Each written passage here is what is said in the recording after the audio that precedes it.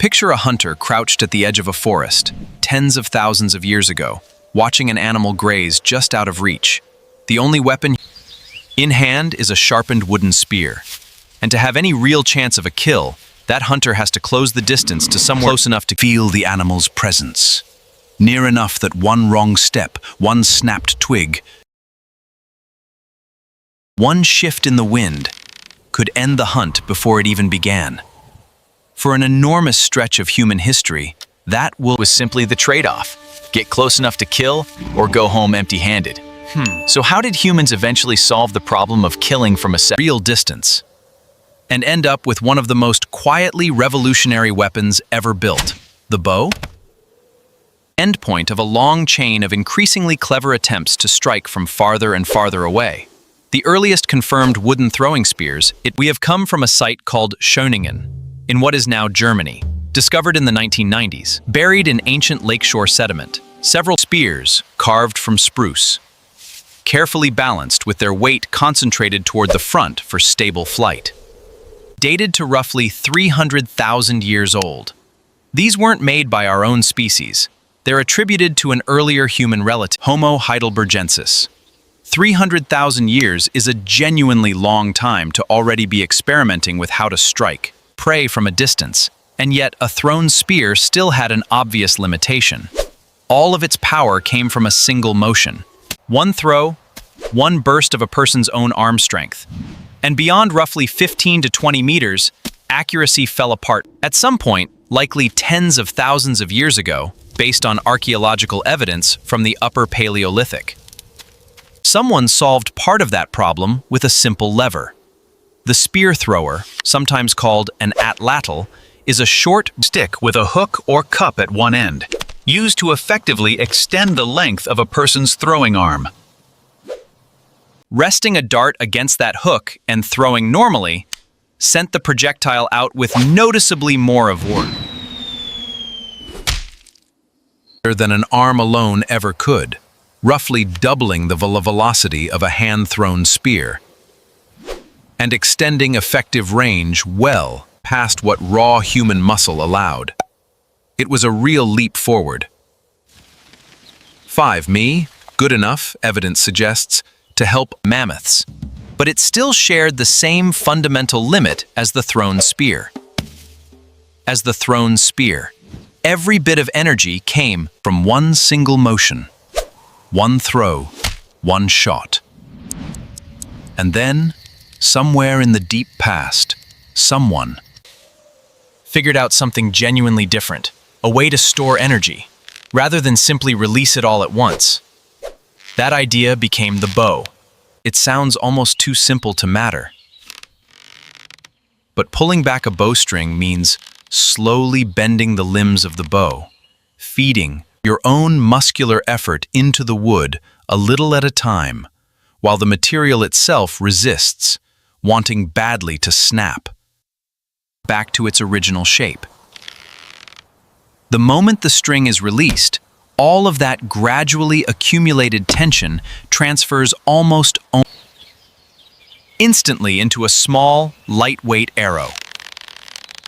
The result is a projectile that can leave the string faster than any human arm has ever thrown a spear, powered not by one explosive motion, but by force that was built. Some researchers studying the history of technology have gone as far as, I made that. The bow was one of humanity's first true machines. It is not simply a tool, but a device specifically built to store energy, redirect it, and release it precisely on command. What most people don't fully appreciate about this madness, the bow, though, is that it was never really one invention. It was several, all having to work together at once.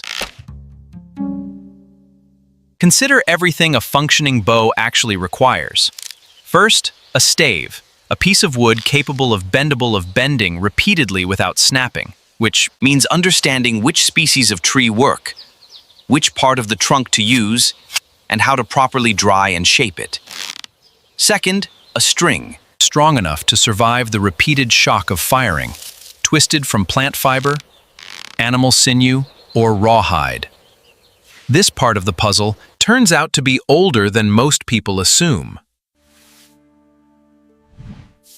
Archaeological research published in the last several years has documented cordage fragments, twisted fiber, dating back roughly 90,000 years, associated with Neanderthals. Rather than our own species, evidence that humans and our close relatives understood how to spin functional string long before anyone was building bows with it. Third, a straight, evenly balanced arrow shaft, something surprisingly difficult to simply find already straight in nature, and which ancient toolmakers appear to have produced by heating wood and carefully bending it while warm. Fourth, a point made from stone, bone, or eventually metal, hafted onto the shaft using an adhesive, often a combination of tree resin and other binding materials. Fifth, fletching, feathers trimmed, and bound near the rear of the arrow specifically to stabilize its flight. And finally, the binding material and adhesive needed to hold all of these separate components together into a single reliable object. Researchers studying the cognitive demands of ancient toolmaking have pointed out just how complex this really is compared to earlier technology. A simple stone hand axe might require only a handful of sequential steps to produce. A functioning arrow, by contrast, likely required somewhere close to 10 distinct manufacturing sequences, several of which had to be planned and prepared well in advance of actually needing the finished weapon. It wasn't something a single person could simply improvise in an afternoon. It required planning, patience, and the ability to hold a multi-stage production process in mind from start to finish. So when did someone actually build the first one? This is where the story gets genuinely difficult to pin down, because bows are made from wood, string, and feathers, materials that almost never survive thousands of years buried in the ground. The oldest surviving complete bows we have, the Holmegard bows recovered in Denmark, are roughly 8,000 years old. Simple, elegantly made wooden self-bows that clearly reflect a long-established tradition rather than a first But archaeologists have good reason to believe archery itself is far older than that, because stone arrowheads survive in the archaeological record, even when the bows and shafts around them do not. Research led by archaeologist Marlies Lombard, examining stone points recovered from Sibudu Cave in South Africa, used a method comparing the cross-sectional size of the point's tip, since arrow points tend to be considerably smaller and lighter than spear or dart points of the same era. The points from Sibudu fell clearly within the size range associated with arrows and showed high-velocity impact damage alongside traces consistent with hafting adhesive. Lombard's published conclusion places these points at roughly 64,000 years old, a date that pushes the origin of archery back into the Middle Stone Age. In Africa, tens of thousands of years before humans had even reached Europe in significant numbers. If that evidence holds up, and a considerable body of supporting research suggests it does, then the bow wasn't a clever invention of early farmers during the agricultural revolution, as older assumptions once suggested. It was invented far earlier by mobile hunter-gatherers, communities in Africa, solving the exact same problem that hunter at the edge of the forest was still facing tens of thousands of years later. How? To strike an animal without ever letting it know you were there. And there's reason to think the bow may have been invented more than once, independently, in different places. Some researchers studying projectile technology have argued that once human cognition reached a certain threshold, The bow may have emerged as a solution that multiple, unconnected populations arrived at separately, rather than one invention slowly spreading outward from a single point of origin. Evidence consistent with early arrow use has been identified at sites separated by enormous distances and considerable spans of time, in southern Africa, in parts of Europe, and in South Asia. Each case dated differently enough that a single point of invention struggles to explain all of them. But inventing the bow was only the beginning. Once it existed, humans never really left it alone. They kept refining it, generation after generation, region after region. The earliest bows were self-bows, carved from a single continuous piece of wood, effective but limited by whatever properties that particular piece of timber happened to have. Sometime around the 3rd millennium BCE, communities on the Central Asian steppe developed something considerably more sophisticated: the composite bow, built from multiple different materials layered together, typically horn on the belly of the bow to resist compression, sinew along the back to resist tension, wrapped around a wooden core holding the whole structure together. The result was a bow that could be shorter and more compact, useful on horseback, while still delivering significantly more power than a self-bow of similar size. This weapon became closely associated with the mounted armies of the Mongol Empire centuries later, whose cavalry combined mobility with the ability to fire accurately from horseback at considerable range.